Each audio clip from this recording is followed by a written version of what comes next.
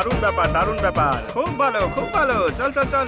এই আমার বউ, এখানে আসো। কি জামা কাপড় পরে এসেছো? আমি ভাবলাম তুমি বেনারসি শাড়ি পরে আসবে, এসব কি পরে এসেছো?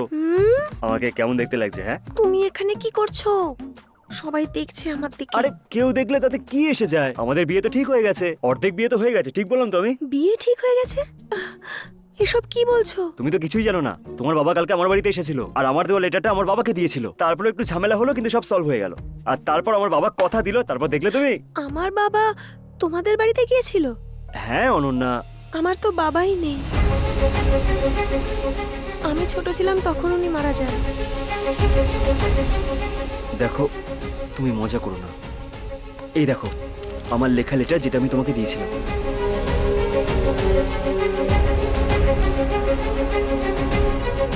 এটা তো সেই লেটার নয় যেটা তুমি লিখেছিলে।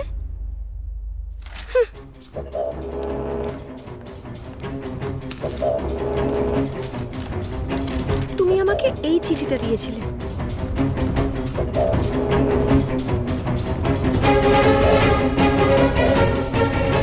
শোনো কাকু, তুমি ওকে চাও মানে এটা নয় যে ওই মেয়েটাও তোমাকে চাইবে।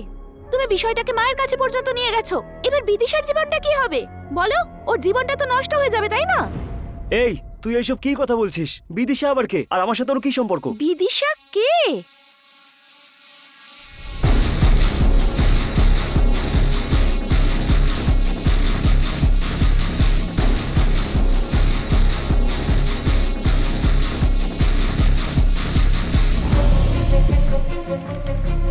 এসব তুমি কি কথা বলছো কাকু?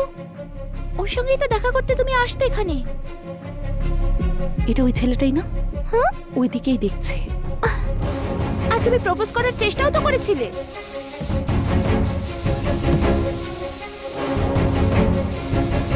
না কিছু নেই বলে ওকে লাভ লেটারও লিখেছো? আপনার এই লেটার পড়ে ওই মেয়েটা যেন আমাদের বাড়ির বৌমা হয়ে যায়, এসব আমি নিজে দেখেছি কাকু। তুমি জানো তোমার একটা লেটারের জন্য আমাকে কত সমস্যা ফেস করতে হয়েছে?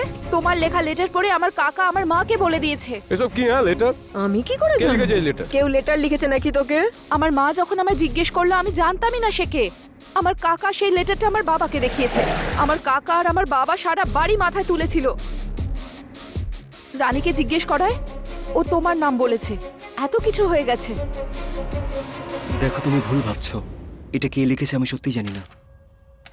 এই লেটারটাই আমি লিখেছি, কিন্তু এই লেটারটা তোমার জন্য নয়, অনন্যার জন্য ছিল। অনন্যার জন্য? তুমি যেরকম বলেছিলে সেরকম পোস্ট করিনি, ওর গ্রামে গিয়ে ওকে দিয়ে এসেছিলাম। তখন ও বললো যে ওর বাড়ির লোকেরা দেখছে। যখন আমি ঘুরে তাকালাম তখন তোমার বাড়ির লোকেরা ছিল। ওই লেটার দেখে ওরা খুবই রেগে গিয়েছিল। তারপর আমি এই ওখান থেকে চন্দন, পালিয়ে যাই। আমার মেয়েকে যে লাভ লেটার লিখেছে তার হাত পা কেটে আমি ঝুলিয়ে দেবো। চল রে সবাই চল। যখন তোমার বাবা বাড়িতে এসে চেঁচামেচি করতে লাগলো তখন আমি এই লেটারটা লিখেছি এটাই স্বীকার করেছিলাম। আমিও ভালোবাসি সেটা বলার পরই আমার বাবা সম্পর্কটা মেনে নেয়।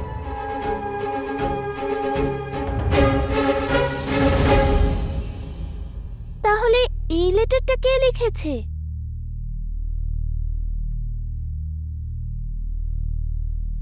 এই লেটারটা আবার কে লিখেছে রে?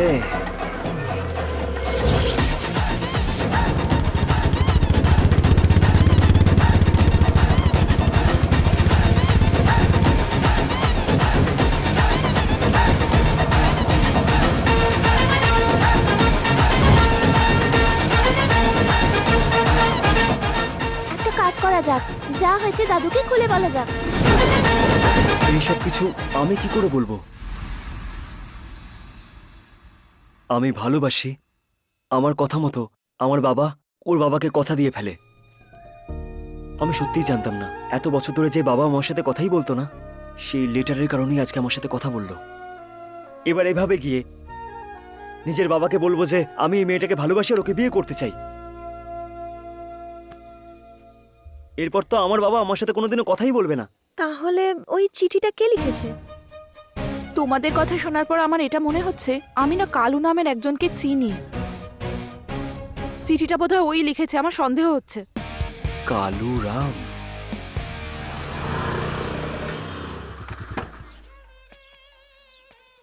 কোথায় যাচ্ছো? কালু রামের সাথে দেখা করবো। আচ্ছা, মামুকা দিনেশের সাথে দেখা করবে? নামও পাল্টে যাও। নিয়েছে। মামুকা দিনেশ স্যার, কালুরাম বাবু, কালুরাম বাবু কোথায় চলে গেল?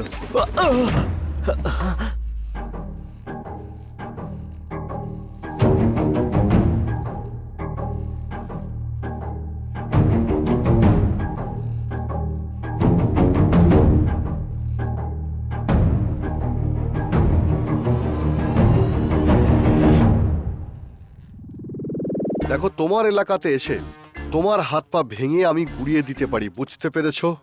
কিন্তু তুমি নিজে সিংহের গুহাতে এসে হরিণের বাচ্চার মতো পুরোপুরি ফেসে গেছো। বলো, কি লেটার লিখবো আমি? তাহলে ওটা তুমিই লিখেছিলে? লাড্ডু খাবি তুই? হ্যাঁ, আরে কিচ্ছু বলবি না। যা করার তা করেছিস। এবার আমি কি করব, কি ভাবছি সেটা দেখার জন্য তোকে পাঠিয়েছে বিদিশার বাবা, তোর শ্বশুর। আচ্ছা, তোরা আমি কি পেয়েছিস বলতো? হ্যাঁ, আমি Kaluram. Sir sir sir sir, আরে না, উনি আমাকে পাঠিয়েছে, না উনি আমার শ্বশুর হন। কি বলছিস কি তুই? এই টিফিনটা খেয়ে নিন। আমার যা বলার ছিল বলে দিয়েছি, বাকি যা করার তুমিই করো। বিজয়, আমার গ্রাম এখান থেকে কিছুটাই দূরে, নাম হলো অনন্তপুর। সেটা আবার কোথায়? হ্যাঁ, পাহাড়ের ওপরে। সরি। আমার অনেক দূরের আত্মীয়া, ওর নাম হলো চামেলি। ও এলাচের বাগানে কাজ করতে গিয়েছিল, আর ঠিক সেই বাগানেই কাজ করা ম্যানেজার হলো আনন্দ রাম। সে একটা দারুণ কাজ করলো, সে চামেলিকেই একেবারে তুলে নিল আর ম্যানেজ করে বিয়েও করে ফেললো। ওদের দুজনের মেয়েই হলো আমার বিদিশা। আমার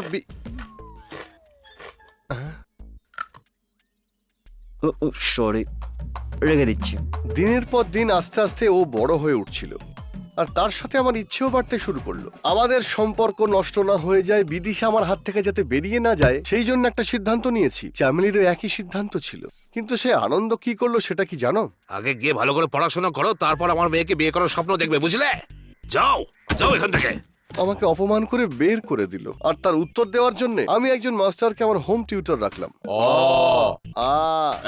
ওকে বলছে, ভুল বলছে। মার খেয়ে খেয়ে পাগলের মতো পড়া শুরু করলাম, আর শেখার পরে আমি নিজের হাত দিয়ে ওই চিঠিটা লিখেছিলাম। এর মধ্যে আবার তোমরা এসে পুরোটা একেবারে শেষ করে দিলে। আহা, এই, আমি এখানে গল্প শোনাচ্ছি না। আরে, আমি তোমার আর ওর বিয়ে ঠিক করা নিয়েই কথা বলছি। ব্যাস, ফিল করতে হবে না, এখনো কিচ্ছু বেগড়াইনি। সোজা এখান থেকে বেরিয়ে আনন্দবাবুর কাছে গিয়ে ওনাকে লেটারটার কথা বলো। লেটার উনি রেখে দেবেন, লাড্ডু তুমি রেখে দেবে। হ্যাঁ, লাড্ডু বস। তোমার কথাতে আমি আশার আলো দেখতে পাচ্ছি। আনন্দে নিজেকে ধরে রাখতে পারছি না। এই নাও, চলো এবার যাই।